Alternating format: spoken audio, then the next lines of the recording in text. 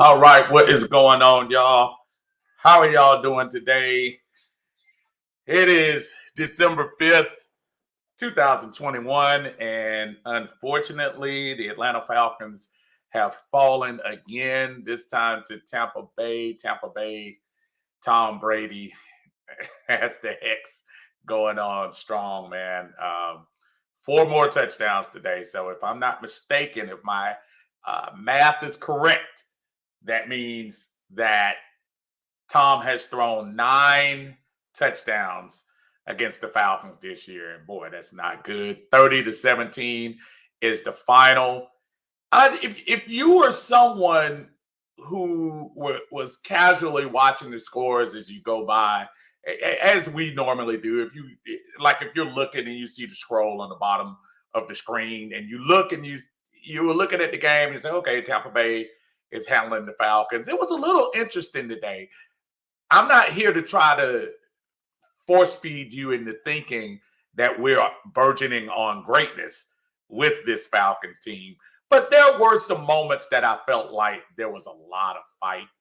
I didn't see a give up spirit. I didn't see we're not trying spirit.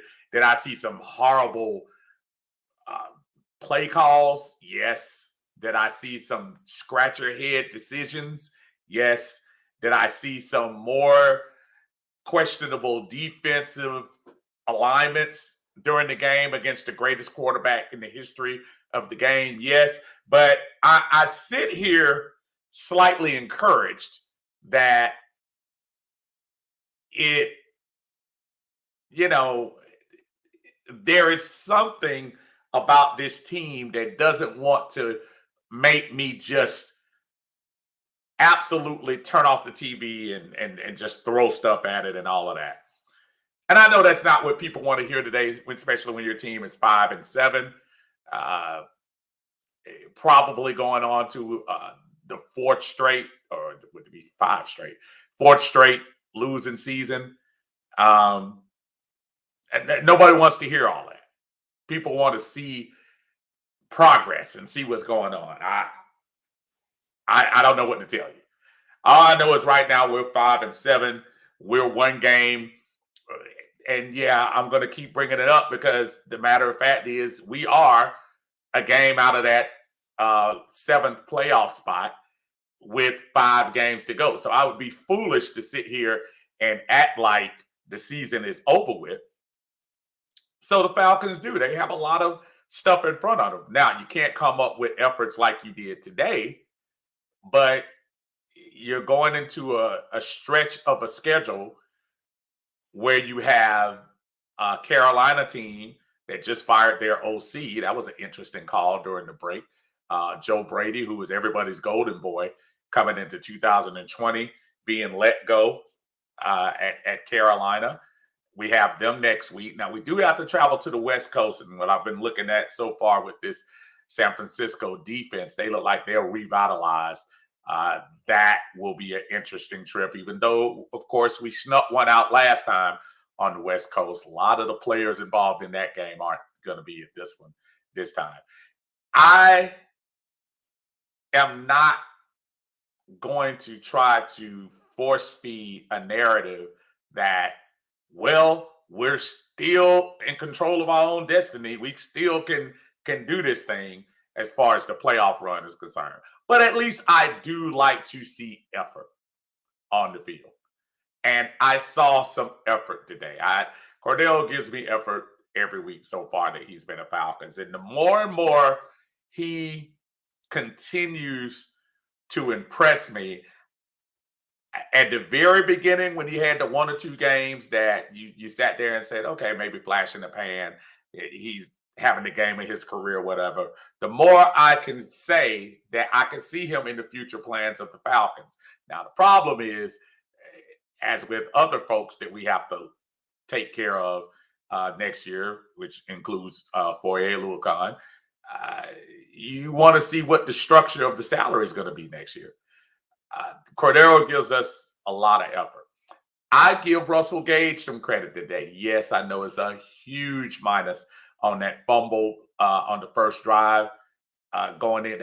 absolutely unforgivable. And he did everything right. He switched his arm. He got the ball in the arm, and I just said to myself, I said, he just didn't tuck it tight enough, I guess. But he did everything you were supposed to do. Still, the defensive player, give him a lot of credit. That probably changed the. I'm not saying Tampa Bay wouldn't have won the game, but it sure changed some things because you had the momentum of the pick six. Great play by Marlon Davidson, matter of fact. Really good play. Nice that we get a Marlon Davidson sighting finally. Big play going into half.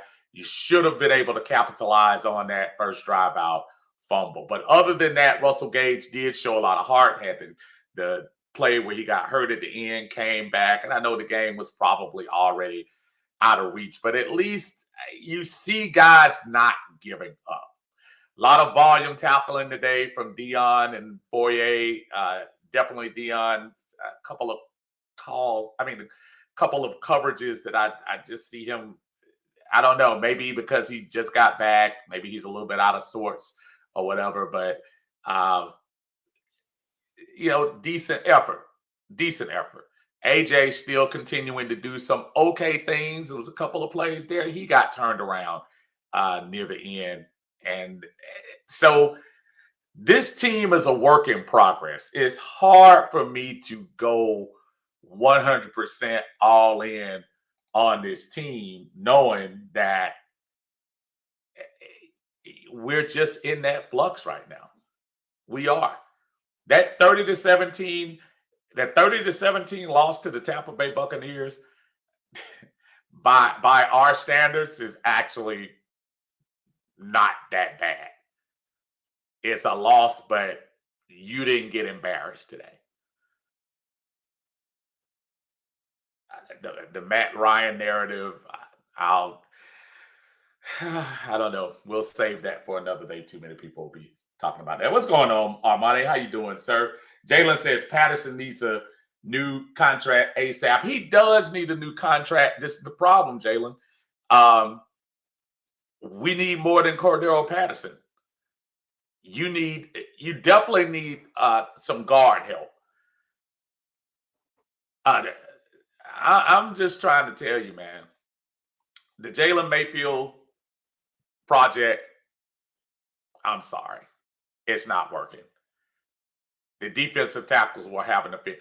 The switching of the centers thing, which backfired a couple of times on some horrible center to quarterback snaps, just ridiculous. Can't do that stuff. You can't do that stuff and expect to beat good teams. There was a time when you had a flow. You got over 100 yards against a team that doesn't give up 100 yards a game running. So you were doing some good things, but then you make those errors. The snap. Jesus, the snap. What's going on, Glenn? How you doing, sir? Good to see you out there, brother. There are just things that I feel like we are a long way from being able to say we're great. And I know there are some people that want us to say we're great, and not great, but we're going in the right direction. Ooh, I see this as very much a transition. Very much a transition season. 5-7 right now. It's just about right for this team. Just about right. Jalen says we don't have the offensive line to run Arthur Smith's system, which could be correct. What's going on, Clayton? So you and Quentin can't go live at the same time. I didn't realize Quentin was on. I was waiting for my brother Marcus to get off like I normally do on Saturday. I apologize. I'm stepping on my brother, but he knows I mean no harm. But I knew I was not going to go on much later than today. Clayton also says the Hacks fumbles lost all the momentum for us. Yeah, that fumble was huge. That was a huge play. Huge play. Lisa says, I'm tired of doing the walk of shame for my own stadium. Yeah, I didn't even make it in there today. I had something I was doing at church, had a ceremony today there, so I was not able to make it. So, hey, sorry about that. That's one of the few times you'll see me just miss the game, but In the back of my mind, I was saying maybe that was a good thing. Uh, Saul, how you doing, brother? Saul says not enough pressure on Tom Brady. He had lots of times to torch us. And then think about that, Saul. It wasn't like Tom Brady was on fire today. He had a lot of missed throws. So think about if we did have a little bit of help, just a little bit, you know. What's going on, Jimmy? How you doing, sir? Says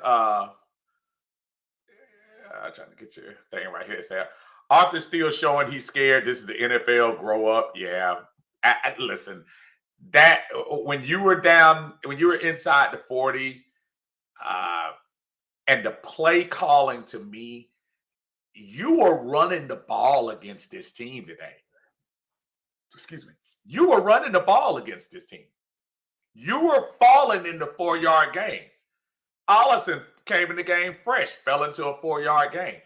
Mike Davis actually made a couple of yards, falling into Cordero Patterson, which the superlatives, I'm going to have to keep talking about him. But, hey, dude is stumbling into 4-yard gains, 5-yard gains, and we can't take advantage of it. Pre-snap plays, pre-snap penalties. You know, we got to get out of our own way, and a lot of that has to do with coaching, man. Clayton also says, and the corners have to do better with man. We have one man corner, and that's AJ. And AJ is still learning right now. So you're absolutely right. The problem is, Clayton, we're probably going to have to draft our next young cornerback and give him another year to get it together and kind of grow. Right now, you're absolutely right. We don't have the personnel for man. And that was kind of what Dean Pease was alluding to about 4 weeks ago in one of his pressers when he was trying to tell people, explain why we do some of the zone coverages that we do. It's because he's not trying to expose some of these young guys who aren't, he didn't want to say it, but I'll say it, aren't that talented. We have a pool of safeties, except for Richard Grant, who we drafted. We basically had a pool of safeties that couldn't start on the team they were on the year before. They were special teams guys, second string guys. We didn't bring anybody in here special this year on defense. We brought safeties in because we lost all our safeties. Casey was gone. Neal was gone. And I'm missing somebody else in that group. That was all the safeties were gone. So we didn't have a choice. Don't know here. King said neither coach has the pieces that they want. You're right about that. Voltaires, I hope I'm pronouncing that right. Ardone is just too nice to be wasted on a losing product. And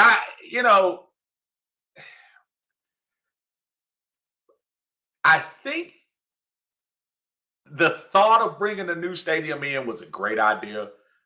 I mean, the Georgia Dome was really good. 25 years, you got a good little amount of time in there to do what you need to do. It ended up, of course, during the Matt Ryan years, being a pretty good facility. In the Vic years, the Dome was absolutely rocking. The problem is we didn't transition a great product from the Dome to Mercedes. We have not won. We've been in that stadium since 2017. I don't know what the record is, and somebody look it up for me. I will be willing to bet you we haven't won more than 12 regular season games. And if it's more than 12, it's super close. Somebody look that up for me. How many home games have we actually won? Voltaire says losing at home is just getting old. It is getting old. And Voltaire is looking at me on YouTube on Uncle C's Lounge. I appreciate that. Y'all go check that out if y'all get a chance to. And I hooked that up. Saul says Deion Jones doesn't look like the old Jones. He doesn't. Not right now. But he's coming off injury in his defense. But yeah, he's not but agreeing with you, Saul, for the money that we paid him, I'm expecting a lot more. And you're going to probably have to make some decisions about some of these guys going forward. I know there are 5 games left. I know we got some evaluations to go on, and we still have games that we potentially could go out there and try to win. But when you start thinking about Deion Jones and what is his role going to be on this team going forward, you have to wonder, is this team, is this going to be a good fit for him? Not trying to say he isn't solid, but it's too many lapses today. Or you wouldn't even be saying it, Saul. Too many lapses he had out there. A lot of tackles, 5-10 yards down the field. And these receivers for Tampa Bay, great route runners. Great route runners will make a young secondary look bad. And I think that's what happened out there today. I don't want to poo-poo all over AJ. I think AJ is going to be a really good talent for this team, and I look forward to him continuing to improve. Dave says, just tear this crap down. It's tiresome. Well, we talked about this, Dave. We've talked about this, everybody. And we kind of knew it going into the year, and especially when we knew number 11 wasn't going to be here, that we were going to have, whether we wanted it or not, with the new coach, new GM, your legendary wide receiver gone, there was going to be some sort of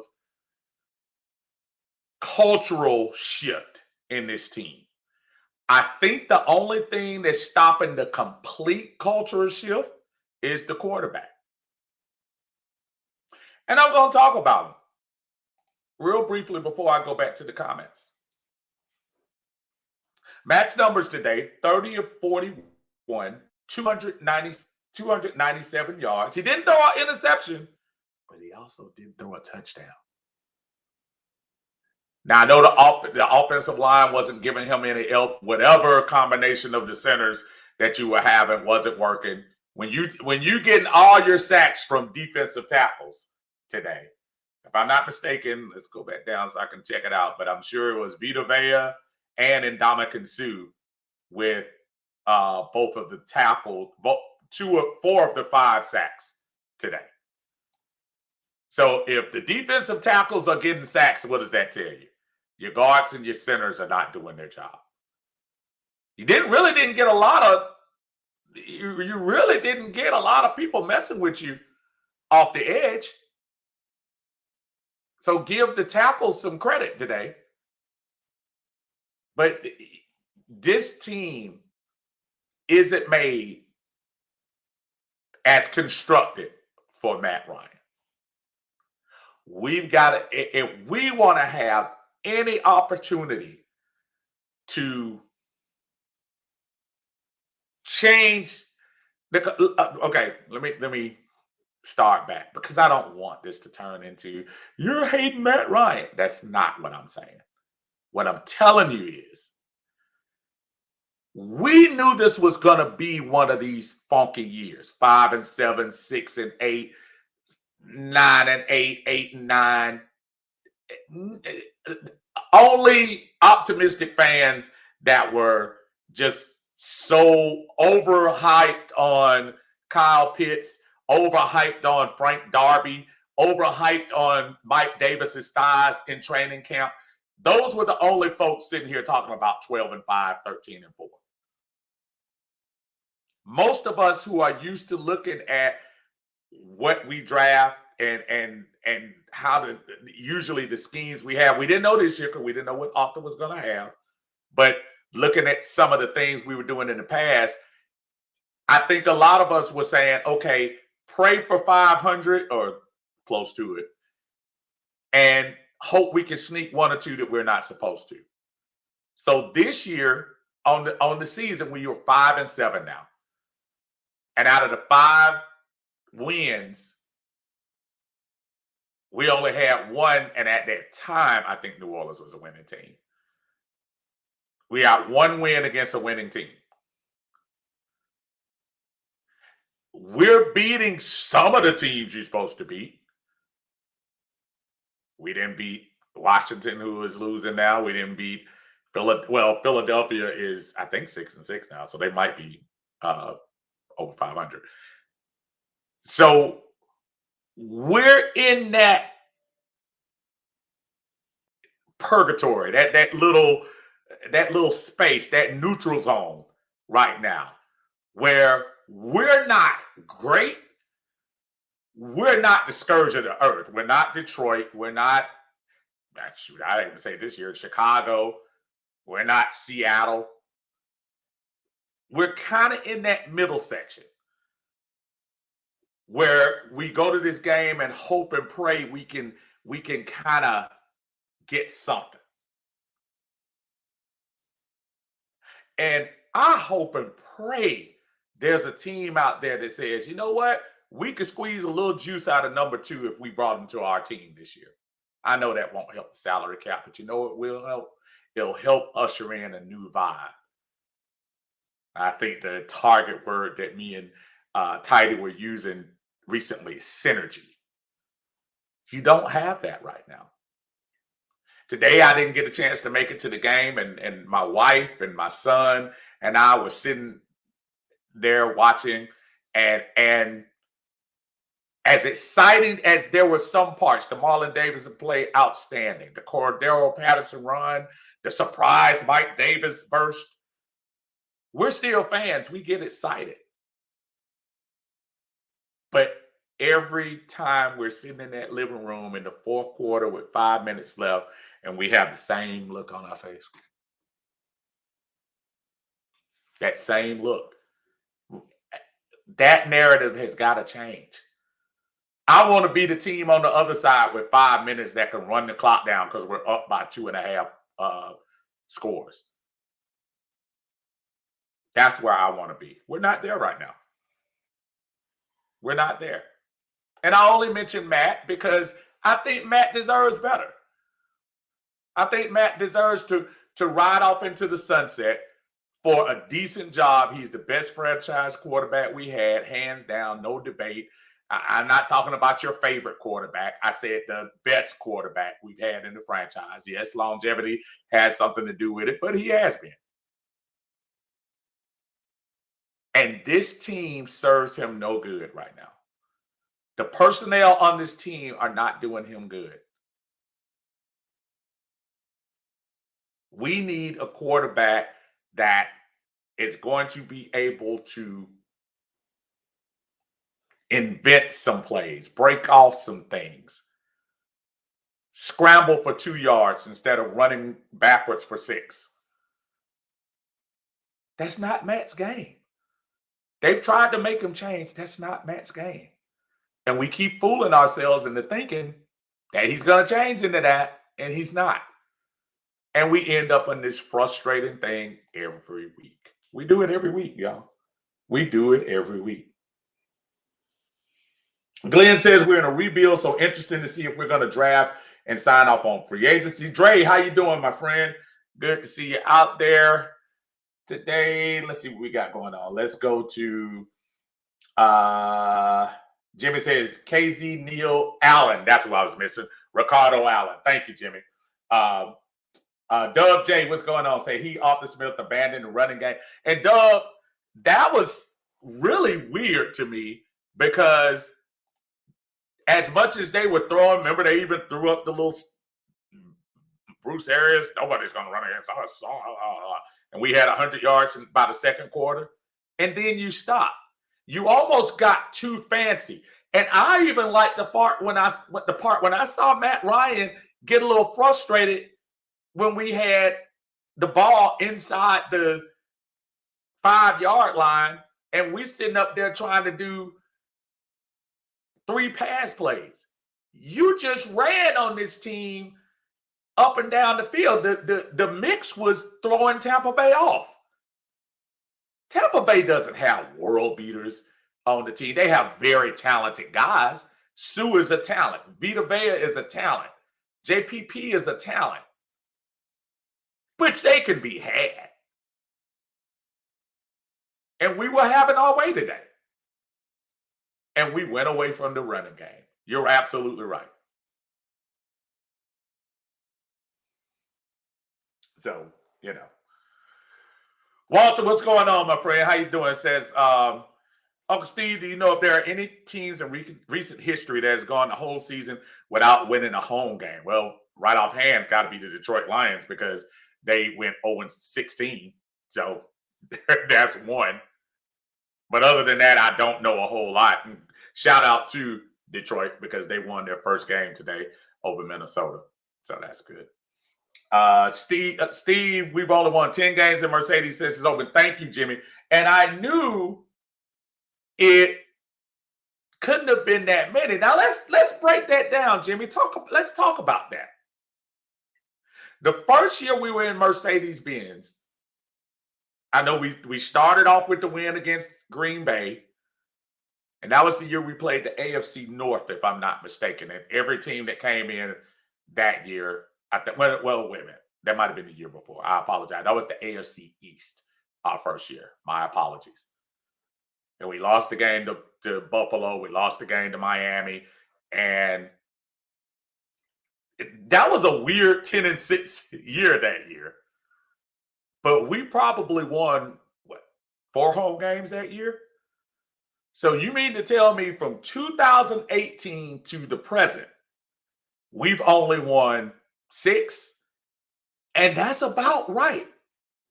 I was looking at Lisa's comment when she was talking about that same walk that you're taking after the game. That walk that when you're going outside and you're looking at 40% of the other fans that are sitting there celebrating their team's wins, and we don't have anything to hang our hats on. And that's the part where I almost wish the organization, yes, you don't have to tell people we're not going to be successful. You would be foolish to tell somebody that. If you have a product that you're selling, you're not going to go and tell people, well, it's not one of the top products, but, go on and buy it anyway. Of course not. Of course you're not going to do that. So Terry Funk, no, I'm not mad at him at all for suggesting we're not rebuilding. Maybe he shouldn't have said that. Maybe what he should say is, I don't know about rebuilding, retooling, tanking, or whatever. All I know is we're going to try to put the best roster out there, and we're going to try to win games. Cut right there. Because what I see a lot of fans coming back now trying to say, well, Terry, you promised us this wasn't a rebuild. The common sense in you as a fan should have told you this was a transition. And it's looking like a rebuild a lot because you have a lot of young folks on the defense. You have a couple of young folks on the offensive line. Absolutely you do. But it will never be an official rebuild until somebody else is receiving the ball from the center. And that, until that happens, we can't officially say rebuild. And the thing that I don't like about this situation, again, Matt, look, for Stat Geeks, and he didn't help me much in fantasy today, but Stat Geeks, 30 or 41, 297 yards, that's all right. That's okay. But at the same time, if I had a younger quarterback that was even taking his bruises, I'm looking at the cat that we beat last week, Trevor Lawrence. Trevor Lawrence is having a rough year. They are 2-9. Next year, watch out. He will know the speed of the game. He will know. He will not just scout from a film, scout from what he did on the field. The young kid from San Diego, from the Chargers, Herbert. And I know he had a decent stat year, but this year he's learning how to win.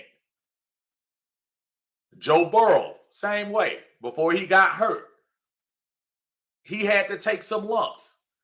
But this year, not today, but this year, he's learning how to win. Jalen Hurts, last year, those first couple of games where he was looking bad and they pulled him for a fifth string quarterback at the end of the game, remember last year. Those couple of games he did last year helped him this year. I'm not telling you we're going to be world beaters if we bring another quarterback in, but I will tell you this. The earlier and the sooner we make that transition, the closer we will get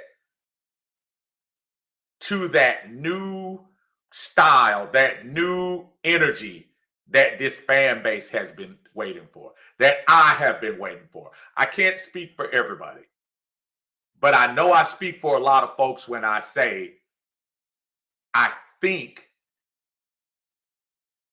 games like today illustrate the need for new infusion of energy into this franchise. That's not personal. I love me some Matt Ryan. Pom-pom for him for years. But the last 2 or 3 years, folks, I call it like I see it. You can give me all the 300-yard game stats you want. You can give me all the Pro Bowls you want, which haven't been a lot recently.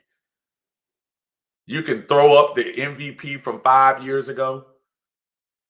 None of that is helping the Atlanta Falcons in 2021.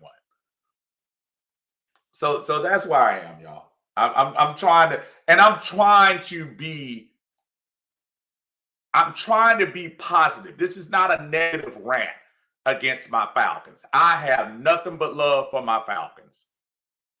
But until we realize that, just like all the other teams, and think about this, and before I go back to the comments, and I appreciate y'all hanging in there with me.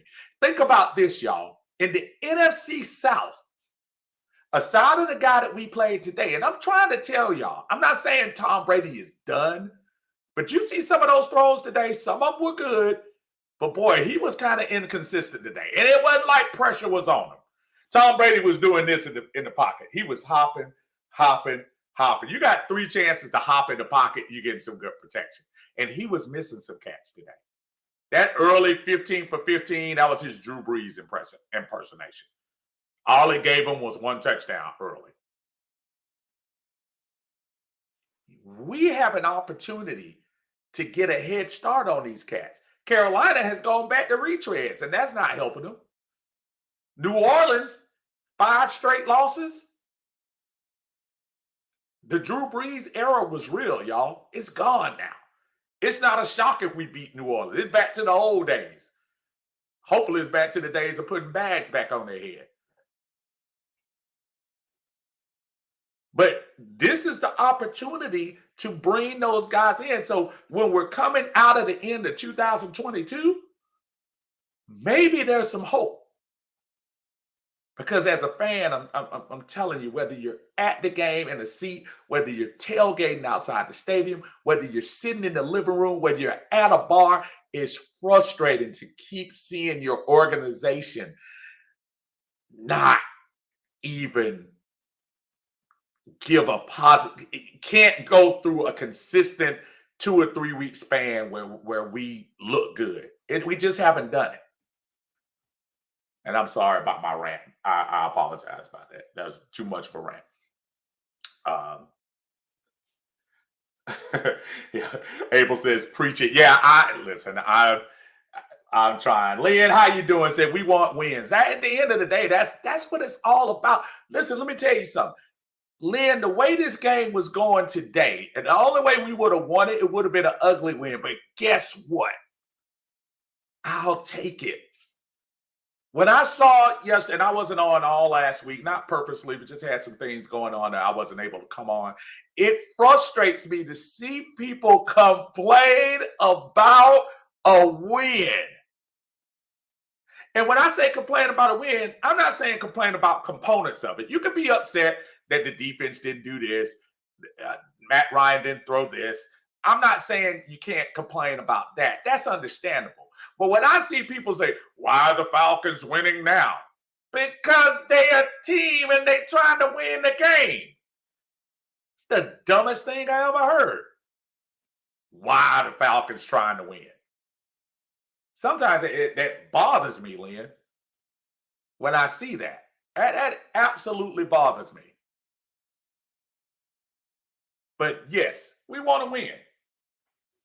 Saul says Detroit wins, still keeps us in the hunt. Absolutely, because Minnesota is one of those teams. Look, you got Minnesota, Washington, Philly, and remember, Washington and Philly are going to have a tiebreak over, so we have to have a better record than them. Philly, Washington, Minnesota, New Orleans, Carolina, San Francisco, who we have to play, so we have a chance to do something head-to-head against us. Folks, I'm not sitting here trying to promise you a playoff berth, but this is my team. And I'm going to still look at scenarios. And if I see a scenario that my team can win a game or two and be active at the end of the year in the tournament, whether we're the 7th seed or not. And I hear that, oh, this burns me. Well, why we want to make to the playoffs anyway so we can get beat? Because it's the playoffs. That's why. Because it's the playoffs. If you can make the playoffs, you go for it. Now, they're not showing us anything right now that shows we're going to make the playoffs. But if we happen to, I'm not going to sit here and complain about making the playoffs. Isaiah says, you could tell Matt was frustrated with Smith's play calling on that goal line stance. You can always tell when Matt and Arthur are disagreeing with each other. And I know that's going to happen. That's going to happen during the game. I was scratching my head too. That was ridiculous. You've been running the ball successfully in the first quarter. And you get inside the 5 and you try to be pretty. Anytime I see a field goal kicker kicking a 21-yard field goal, that bothers me. Because that means you couldn't get a yard. And we had 3 of the most ridiculous play calls. Oh. RJ, what's going on, man? Said, Uncle, I love my Falcons. I always love my Falcons, but it's tough. I hope we can get things turned around in the near future. I really hope our new GM can get us some talent because we really need talent. Until then, we will be in this situation. I can't wait for the season to be over. Look, when the Falcons came up at the end of the season, I'm pretty sure they were interviewing folks probably who were well qualified to take this job. And the folks who were looking on the outside in, the Falcons' salary structure was all jacked up because you were putting all the money into Matt, all the money into Julio. You know, you just did the Grady deal a couple of years ago, and you're now on the fat end of that deal. So you were walking into the situation when you were going to have to be creative anyway. When you were thinking about situations like Jacksonville, where they had, I think it was $60 million in salary cap, a lot of draft picks, or even the Jets situation, a couple of draft picks, and the Jets next year. Look, we can laugh at the Jets for this year all we want to. All those young guys they drafted, this is their trial year. And guess what? The way it's set up this year, Jets going to get 2 first-round picks again. They're going to get 2 number 1s in this draft. Or they'll be able to trade with somebody who wants to get one of those draft picks and probably be able to combine more stuff. That's the way that you build a team. We can laugh at Zach Wilson all we want this year. Zach Wilson's going to be a better quarterback next year because he took his lumps this year, literally and figuratively.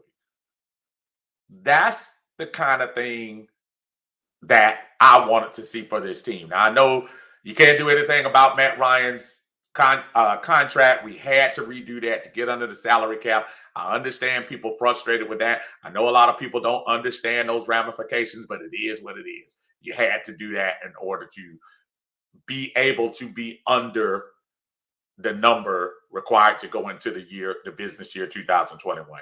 They had to restructure Matt's contract one way or the other. And I'm sure they probably found some folks who may have wanted Matt, and maybe they didn't give enough for it. They had to do that. That wasn't, I don't think, and I don't think to a man, if I were to interview Terry Fontenot 10 years from now, because he obviously wouldn't say it this year or next year.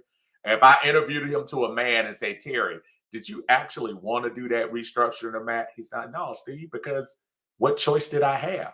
We didn't have the money. Julio didn't want to give anything back. He was already mad at us. The only thing we could do was redo Matt's contract so we can, front load some of this money, back load some of this money, I should say. We didn't have a choice. And of course, after you do the contract, you got to give him all the love in the world. You have to. Jimmy says, even worse stat, Bama has won 6 games in our stadium since it's opened. Yeah, that's crazy, right? Kudos to, listen, y'all, kudos to the University of Georgia. And I'm going to say this. That win yesterday didn't shock me. I don't think they went into that game saying it's either win or it's over. I think Georgia was already in. They were the only team that could probably say in the top 4 they were already in. I don't know psychologically if that was something. But congratulations to them for making the top 4. Because they only made it one other time. So congratulations to Kirby. You get a chance to redeem yourself. Don't embarrass us. Because that was a little bit embarrassing yesterday. But I'm sure they'd rather have that national championship than the SEC championship. Alabama gets all the love. Congratulations. Great job. But the one you want to get is the one in January. That's the game you want to get. So I'll say that. David said, this is my fear. This was my fear draft day. No successor to Matt Ryan. We knew last year he was in decline, and I didn't think that the quarterbacks coming out were the guy. And it looks like my fear has come to fruition. And when you had the 5 guys last year, 4 of them are playing regularly, and I think Lance is the only one. And I know Justin is hurt, but Lance and Justin are the only ones not playing regularly. I think this is why I was on the let's get a quarterback. And boy, I wish I could go back to some of these folks who were coming in and saying, oh, that would be dumb to get a quarterback. You just restructured Matt and blah, blah, blah, blah, blah. You don't restructure somebody and then draft a quarterback to sit on the bench. And I start thinking when people start telling me that early on, who says they would sit on the bench in week 10? If Matt was performing at a level that wasn't satisfactory, which some will say he's not this year as well. Matt has had some good ones, but he's also had some bad games. At least you can get the young quarterback some time. At least you could get him some PT. At least you can get him some time to see how fast the game is. That's the thing that frustrates me. When I see folks that will just not look ahead. We are so quick to look back. Well, this team didn't do that. We got to move forward.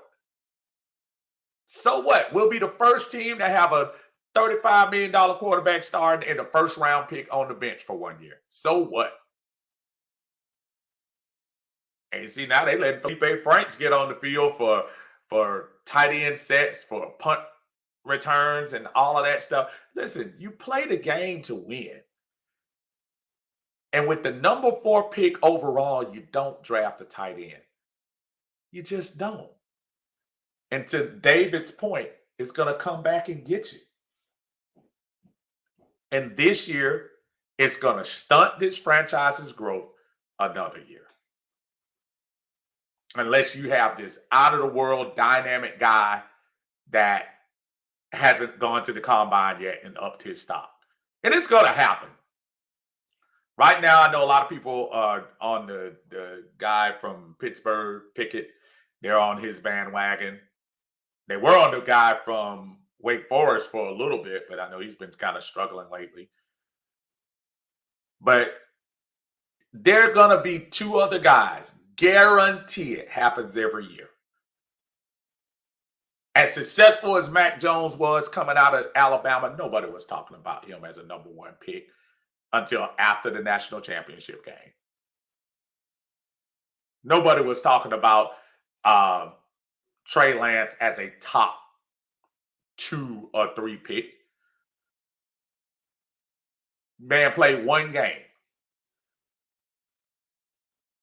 So when it comes to that, there'll be somebody. Hopefully the scouting, this is where the scouting department gets their money. Hopefully they'll do their job and get somebody who can really go see what's going on with this draft this year. Isaiah said, I heard an interview with Arthur. He said he wants to do what the Chiefs did when Andy came. Anthony, what's going on, sir? Anthony says Vita Vea was destroying the interior offensive line of Atlanta today. And that's what I was saying earlier. Yeah, our guard and center play is atrocious. Absolutely atrocious. Keith, what's going on? Said Tom is showing some decline this time. God knows. Yeah. And it wouldn't shock me if next year might be his last year. I think he's going to finish out this year. It'll be interesting going into the summer to see what he decides. Anthony said you ran it for the entire fan base, much needed. I don't like being super long-winded about it, but hey, thank you though. Terrence says, well, I'm an optimist, and if you can't protect, you need an escape artist. Matt can make the throws if given time. He just can't improvise like the new age quarterbacks. Here, and I'm getting kind of a double thing from you going there. But here's my problem with that, Terrence. There were 2 times in those scenarios that maybe you're talking about. You saying Matt didn't have time. Yes, Mayfield was doing his best Ole imitation out there today when Vita Vea basically just pushed him into Matt. And I think Sue even had his opportunity at him. But there are a couple of times that Matt's timer is not going off quick enough. If you're sitting back there, if you're in the NFL in a pocket and you're back there more than 4 seconds, you better believe that something is getting ready to collapse around you. And as a 14-year vet, it shocks me that Matt sits back there the whole time sometimes and not let that ball go. I'm sorry. Go look at Tom Brady. Well, for one, Tom Brady has a better offensive line. You're right. We do need some upgrades on the offensive line. But there are a couple of those times that even if the folks are covered, man, gotta learn how to throw that ball away. Because I would rather you throw the ball away and start over at 3rd and 6. If you got 2nd and 6 and you get sacked and make it 3rd and 13, as opposed to throwing the ball away and starting again at 3rd and 6, it makes it that much better. I'm not neglecting the fact that we do need some offensive line. You're absolutely right about that. But I'm not going to sit here and try to prescribe to the part that all we need is Matt to be protected. Matt needs to let the ball go sometimes too. And I know right now we don't have receivers that have great route running skills. Gage did really good today. I like that. But he's basically the only wide receiver you got. You know, Cordero is the slash going on right now, so I don't even put him in that category. They're doubling Pitts everywhere. Pitts is a marked man for the rest of the year. They know they're going to try to target him. He is a marked man. As a matter of fact, the couple of catches he got today were actually pretty good. But I hear you, But I'm kind of, but I hear what you're saying. Isaiah says, "Don't be surprised if the Falcons pass up a quarterback in the draft again." I don't think they will. And come check me out if they do, Isaiah, because I want you to call me out. Lamar said the schedule is weak enough for us to make it. It is, Lamar. And listen, when we earmark this game, I think a lot of us earmark this game as a loss anyway. And listen, we earmarked it as a loss, and they actually didn't play. Look, they've played worse this year. Let's keep it real.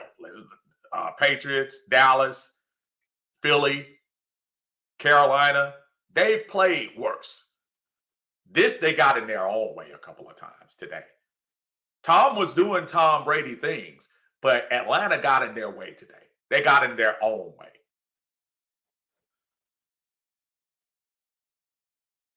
Lamar says 5 chances at the 1 yard line, 5th being a field goal. Absolutely ridiculous. Isaiah said flip-flopping centers is stupid too. I'm not saying Matt played amazingly, but this season may have been the worst surrounding cast he's had. I feel like we're wasting Matt's time, and he's just loyal. That part there. We're wasting his time. I wish there was a team this close. That's why I was hoping, when Fitzpatrick got hurt from Washington, and hey, that kid's done an okay job, so I'm not going to sit there and totally say he's done. But like a team that would take an opportunity, a chance with him. The Rams actually like Matt Stafford more than they like Matt Ryan. I understand that. Maybe a Chicago. Matt is much better than what they were doing up in Chicago with Andy Dalton. So I'm just thinking about those teams that have a good complement on one side, and all they needed was a top half quarterback. I don't want to waste Matt's years like that. And my thing is, if we get the benefit of getting a 4th round pick out of Matt and losing a little bit of salary, little bit, you're not going to lose a lot, but a little bit of salary, maybe that would be worth it. But yeah, the flip-flop center thing,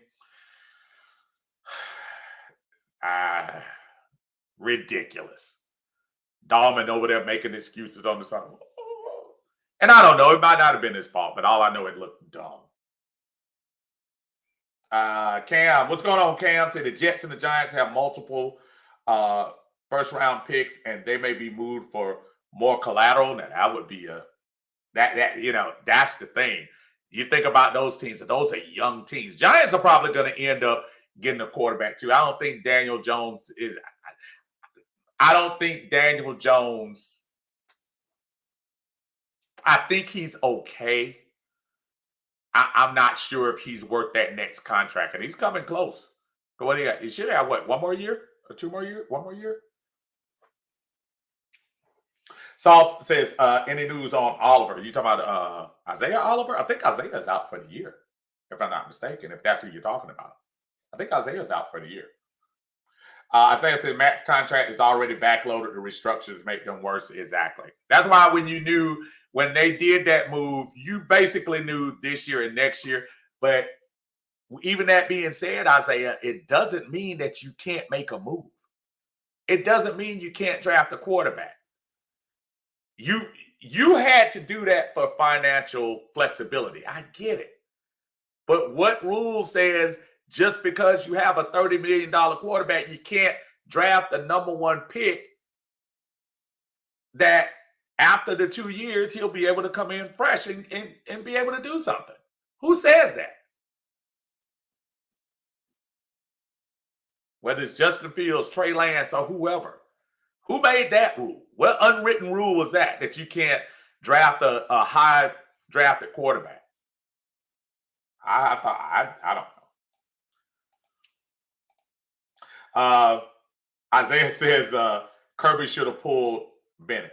That's the difference between Kirby and Nick Saban. I was telling somebody yesterday, I didn't get a chance to see it. I was listening to it when Stetson threw the pick 6. And I said to myself, at this juncture, giving And it's almost very Matt, a very Matt type situation. At that point, pretty much knowing in the back of your head, I think it was common knowledge Georgia was going to make the playoffs. I don't think that was a big thing. What do you have to lose to throw JT in there at that time? You had nothing to lose. You throw him in that game. If you do worse, you do worse. Can't be worse than what it was at that time. But it could be a spark. See 2017 national championship game. See Jalen Hurts take Alabama all the way through the third quarter of a national championship game and watch him get benched for somebody who came in and basically won the national championship. That's the difference between Kirby and the rest of them, y'all. I mean, not Kirby, Nick Saban and the rest of them. That's the difference. James, what's going on, my friend? Say, James, can we expect Calvin Ridley to play soon? You know, and I want to address that real quick, James. I'm glad you said that because I know there was a Calvin Ridley sighting. And I know I'm not naive to think that there are some thoughts about what might be going on truly behind the scenes with this situation. I did see some of the screenshots. He looked okay to me. I'm not here to be his guide and tell him what he can't do while dealing with his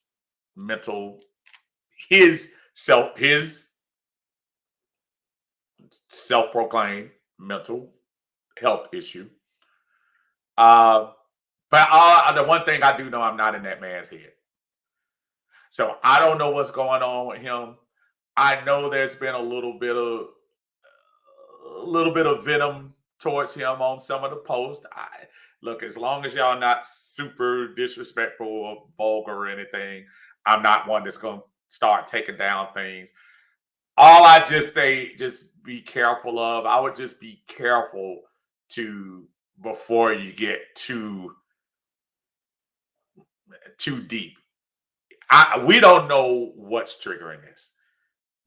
Whether it's something at home, whether it's something just emotional, whether it might be that you don't want to play for the Falcons. Maybe, I don't know. We don't know. And he hasn't come forward. But he has said he is struggling mentally.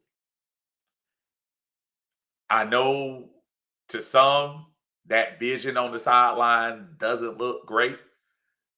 But I also just caution to say, before you just say things that just, I don't know. You just want to be careful. Opinions are fine, but you just want to be careful. I don't know what that man is going through. Now, if it turns out next year that he comes out and says, hey, yeah, I was going through it, but I just really wanted to get out of Atlanta, then, he opens himself up for criticism. But until we know, folks, that's where I'm going to stay.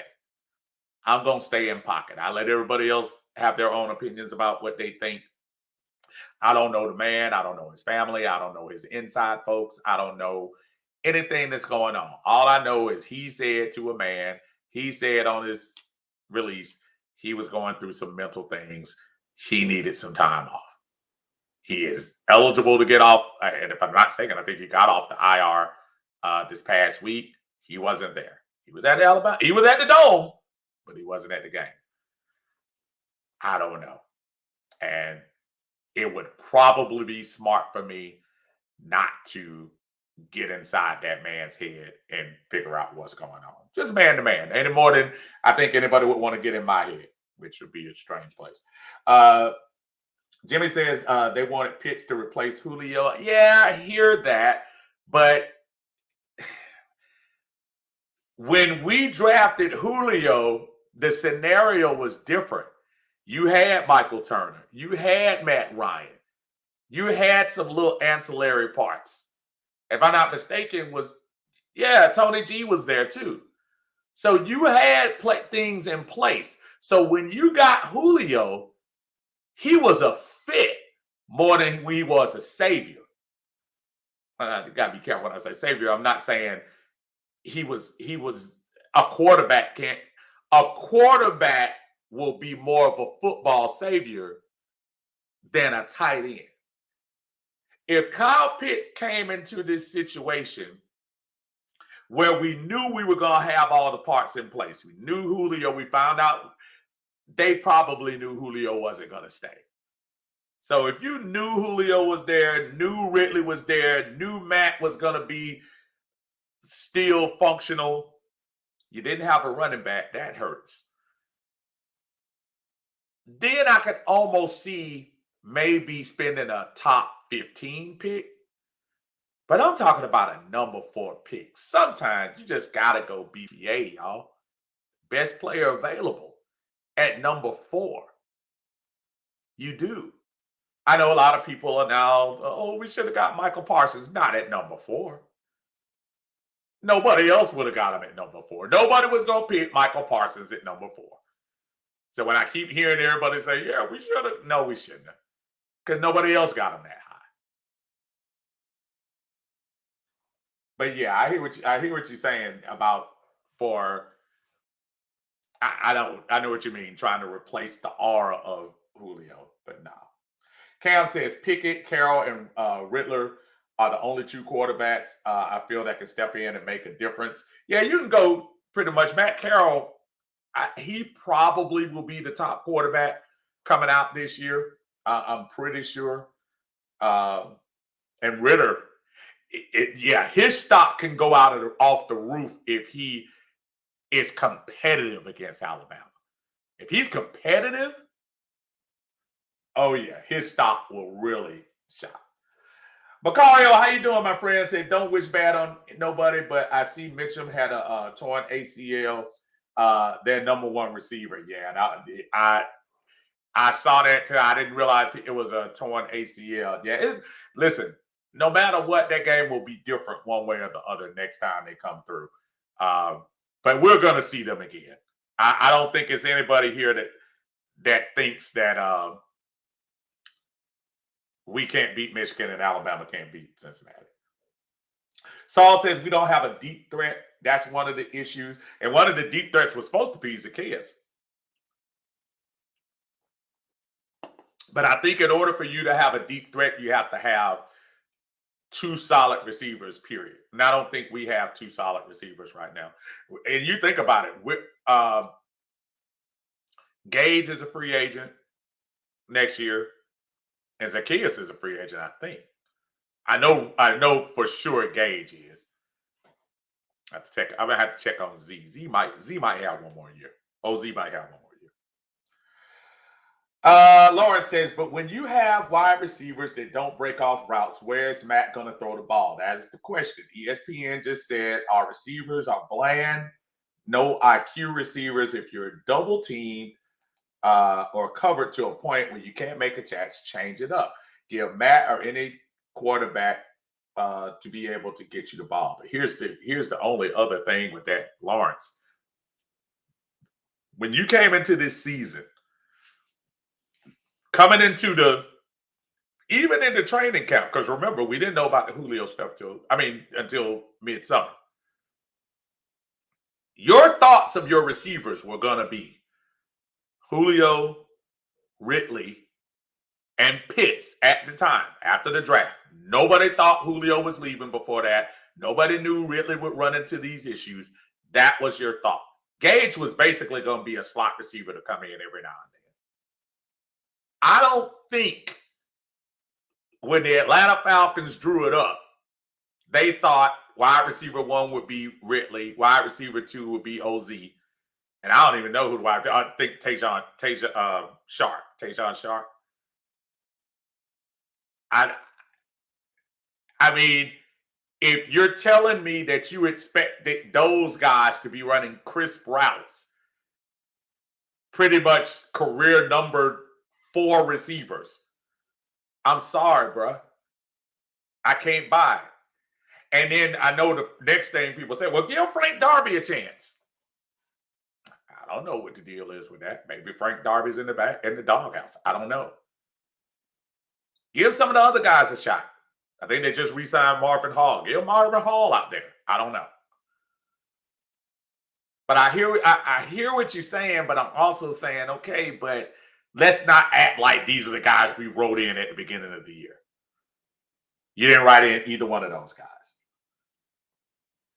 Art says Pitts was my waiter the other day at Steak and Shake in Mississippi. He was your waiter. I don't get it. Maybe you're joking. I don't know. David Starr says this has been going on for years. Why can't we cover the flat or that middle zone pass the linebacker before the safety? We've been getting killed in those areas, no matter who the coordinator is. I don't know what the answer to that one is. Again, I go back to Dean Pease trying to explain why he put certain calls in there for some of these young guys, because I think he was trying to say it without embarrassing them, saying that we don't have that talent. And you're talking about pass coordinators and pass administrators. We haven't had that talent. If you really think about it, the last time that we probably were considered to have that type of talent, maybe, was when Trufant and Alford were here. But we haven't had solid cornerback play since. That's why you went up and got AJ 2 years ago. Or I should say last year. We haven't had great secondary play. Ricardo was a ball hawk sometimes, and so was KZ. Neil hit you across the middle, but Neil couldn't stay on the field. But I don't know what the answer to that is. But it is funny that we always suffer back there in the back. Cam says Ryan Nice. Lawrence says also, when we almost last in rushing attack, defenses will feast on our quarterback and receivers. We are one-dimensional. But again, that goes back to the O-line being hot garbage. Lawrence, let me tell you something. Talent-wise, 75% of this team is hot garbage. They are, let me rephrase, they are hot garbage / inexperienced. And when you're inexperienced, man, unless you're getting time out there on the field, I'm sorry, you're going to suffer. And I think that's what's going on, man. And we have at best, let me try and see if y'all agree with me with this. Our best players from a league standpoint, our best players are B-. Is that fair? Our best current players are B- players. I'm thinking right off the top of my head, Grady might be on defense one of the best players. Grady is a middling B right now. I know they're doubling him. I know they're giving him. I know that the protection swings towards him. But Grady is B at best. AJ is too young to put in and I was when I saw the meme this year, and again, it's I'm glad that people have pride in the team. I love it. But boy, when I saw that thing say, was it Terrell Island? Like the Darrell Rivas Island thing. Because he had a good game, and I forgot who that was against. Maybe that was against the Giants. He had a good game against somebody, the Jets, maybe. And I was saying to myself, y'all got this guy tagged too early.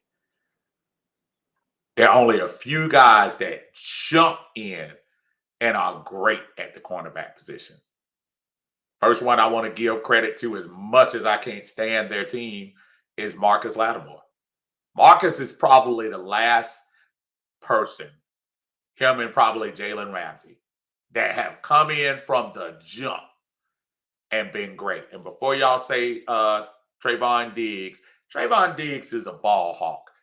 Trayvon Diggs was getting burnt like rubber the other day against the Raiders, not the Saints. He was having a lot of problems. And he's supposed to. He's a rookie. And give him credit that when he has his opportunities, he's making. But he will even tell you that he has a lot of growing to do. This roster is not made right now of great talent. I would even go as far to say the ceiling of potential for some of these guys are not great. The ceiling for some of these guys is B-. Can we get better? Absolutely you can. Will the fan base wait around to see when they get better? That's the question. That's the question. Cam says, hey, you watching NXT War Games tonight? You know what? I need to check it out. I know that Johnny Gargantua, because I was trying to see, they extended his contract. I don't know whether he's going to leave. They're having rumors that he's supposed to be leaving. So I'm interested to see if that's going to happen. But I might go check that out tonight. I was trying to wait for later on because is it Night of Champions? What's the next WWE thing? I know the NXT. Next WWE, is that Night of Champions?